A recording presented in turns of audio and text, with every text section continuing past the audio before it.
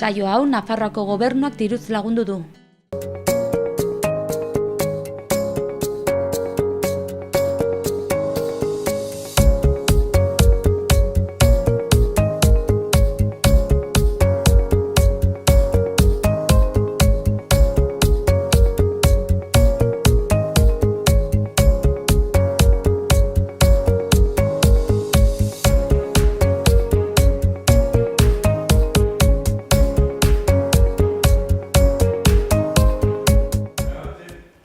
Arratsaldeon ikusentzule eta ongetorri gaur ere gure programa honetara. Egunez egun Iruñerriko hotsak eta zaratak programa zuzen ere.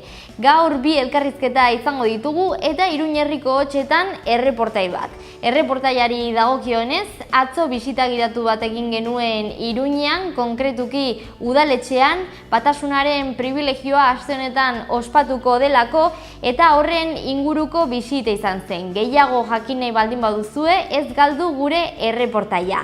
Eta ondoren bi elkarrizketa. Alde batetik Lur Gil etorriko da, Askapena erakunde internazionalistaren kidea da Lur, aurpegi ezaguna, hemen urtero izaten baidugu Lur brigadak aurkezten, eta horri buruz arituko da gaur ere.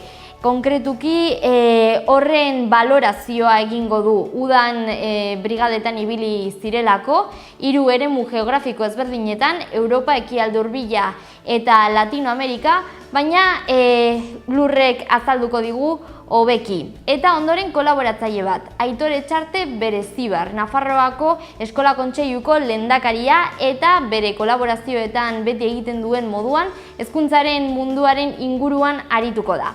Orain hasiera emango diogu saioari efemerideekin.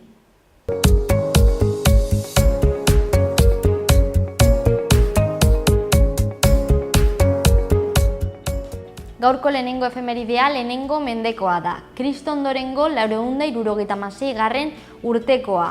Erromatar inperioa eta antzinaroa bukatu egin ziren. 1951. urtean, 20. mendean, Estatu Batuetan, kontinente ezberdinen arteko historiako lehendabiziko telebista emankizuna posible egin zuen kable ardazkidea inauguratu egin zen.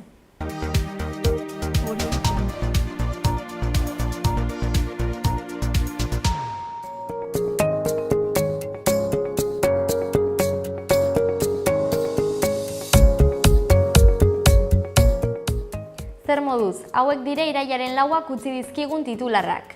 Iruñeko udalak Pablo Sarasate kontserbatorio ohia aldi baterako emakumeen etxearen egoitza izatea eta horren egokitze edo moldaketa gastuak 2019ko aurrekontuan txertatzea proposatu egin du. Batzordean, alkateak, Iruñeko alkatea Joseba Sironek, berdintasun zerbitzuko txosten teknikoak espazio hori erabiltzea babesten duela jakinarazi du. Premiekin bat datoreta. Udaletxeak ateak zabaldu ditu batasunaren pribilegioaren ospakizunaren karietara antolatutako udaletxean barna bisita gidatuak egiteko. Gaztelaniaz eta euskeraz eskaintzen dira, gaztelaniaz eskainitako leku guztiak bete egin dira eta euskeraz aldiz 63 leku daude libre, hainbat taldeetan banaturik. Nafarroako Gobernuak txikizkako merkataritzari zuzendutako enpresa diagnosirako programa bultzatuko du. Hautaturiko establizimenduen alderdi desberdinak sakon aztertu eta kudeaketa berritu eta optimizatzeko gomendio teknikoak eskainiko zaizkie. 19 toki erakundeek eta irabazi asmorik gabeko 17 elkarteek bakea, bizikidetasuna eta giza eskubideei buruzko jardueretako laguntzak jaso egin dituzte. Terrorismoaren eta 36ko indarkeriaren biktimen errekonozimenduak, laguntza memorialistak eta kultur artekotasuna naiz balioak sustatzeko edo bultzatzeko ekintzak barne hartu dira. Gobernuak 150.000 euro banatuko ditu babes zibileko voluntarioak dituzten 9 erakunderen artean. Udalak toki elkarteak eta exekutiboarekiko lankidetza hitzarmenak sinatuak dituzten bestelako erakundeak dira laguntza hauen onuradunak.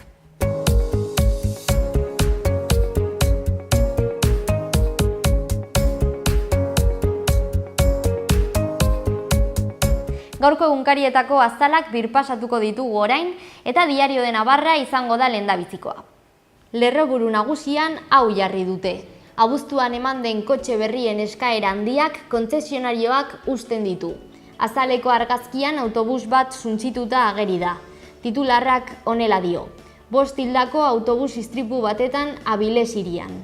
Nafarroarekin jarraituz Diario de Noticiasera pasako gara orain. Urrengo lerroburua nabarmentzen da.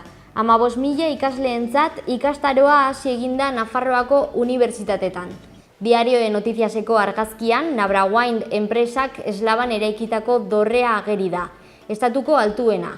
160 metroko eta 450 tonako erraldoi eoliko bat izenburupean.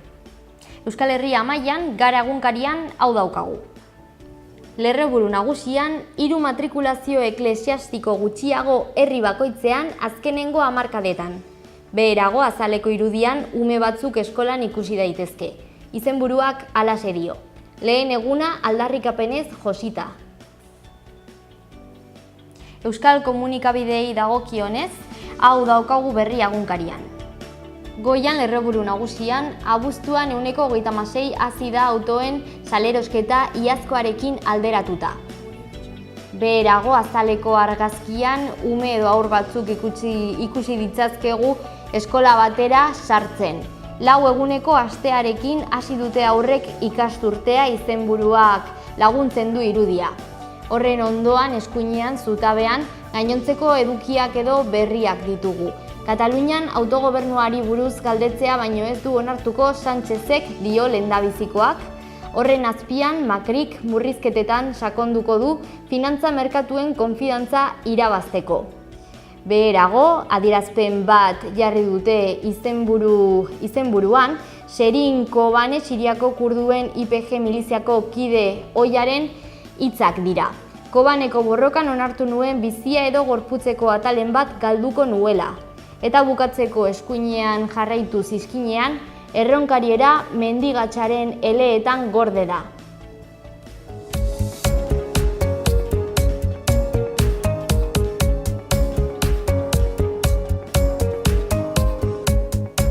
Guazen zenolako agenda dugun ikustera aste honetan. Gaur bihar eta igandean Iruñeko udaletxean bisita gidatuak eskainiko dira euskeraz eta gazteleraz. Batasun pribilegioaren 585. urte urrena dela eta antolatu dira eta sarrera librea den arren aldez aurretik inskribatu beharra dago. Aurreko egunean egiten da inskripzioa pamplona.es webgunearen bitartez edota 010 telefonora deituz. Gaur arratsaldeko 5:00 El Corte Ingleseko kulturaretoan proiekzio bat gazteleraz. Ice Age 4 2012ko pelikula da eta sarrera doakoa edo librea da. Egunero irailaren 16 arte, goizeko 11:30 Iruñeko turismo bulegotik bisita gidatu bat irtengo da Iruña osotara izenburupean. Gazteleraz da eta sarrerak 10 euro balio du. Gaur arratsaldeko 7:00 geltoki espazioan, tailer edo lantegi bat, lorategiak auzolanean izenburua duena, sarrera librea da. Bukatzeko gaur arratsaldeko 8:00 San Pedro Zubiaren inguruan Iruñean kontzertu bat Gantxo Drum taldearen eskutik. Tatante etua izenburuarekin, izenburu hori bai dauka bere azkenengo lana, sarrera librea da.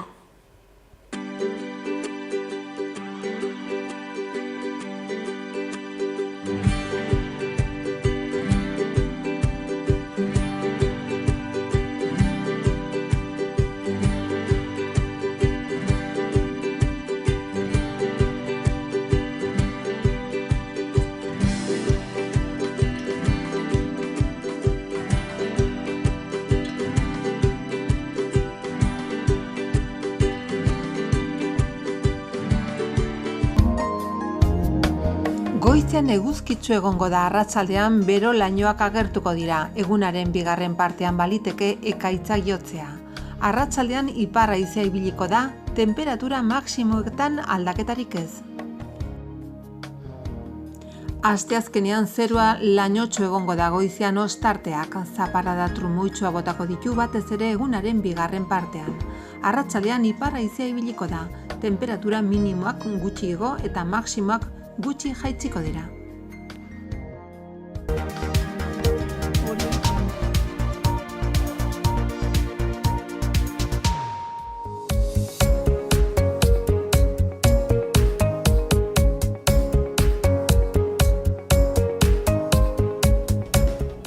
Iruñerriko berriei dagokienez, Berriozarren hau daukagu. Iraiarekin eskola hasi da eta jantokiak bete egin dira berriro ere. Berriozarren haur eskolan bazkaltzeko bekak eskaintzen dira eta dagoeneko eskatu egin daitezke. Zehatz-mehatz iraiaren 14 arte. Informazio eta xehetasun guztia udalaren webgunean, Berriozarren udalaren webgunean aurkitu daiteke. Ez hori bakarrik, 2018 eta 2019 ikasturtearekin batera, ekintza ugari egiteko aukera dago Berriozarren. Ekintzak udalaren webgunean ikusgai daude barkatu eta apuntatzeko epea iraiaren 11an irekiko da 15 arte. Burlatara pasako gara orain, eta burlatan hau daukagu.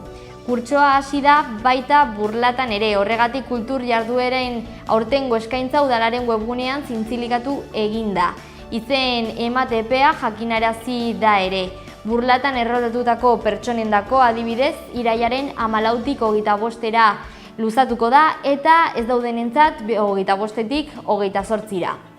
Izan ere, eskolarekin batera liburutegia bueltatu eginda burlatara. Eraikinean obrak egiten ari ziren, baina lanak amaitu dira eta uraz gozatzeko aukera itzuli eginda. Berriobeitin albiste gehiago ditugu. Lehendabizikoa besten inguruan. Konkretuki besten iragarpena. Ostiralean Añezkarko bestak hasiko dira eta 9 arte iraungo dute. Egitarauan dantzak, futbitoa, erraldoiak, zezen suzkoa, herri bazkariak eta abar aurkitu ahal dira. Ez dira jai bakarrak izango, data berberetan ostiraletik igandera arte artikan festetan arituko direlako.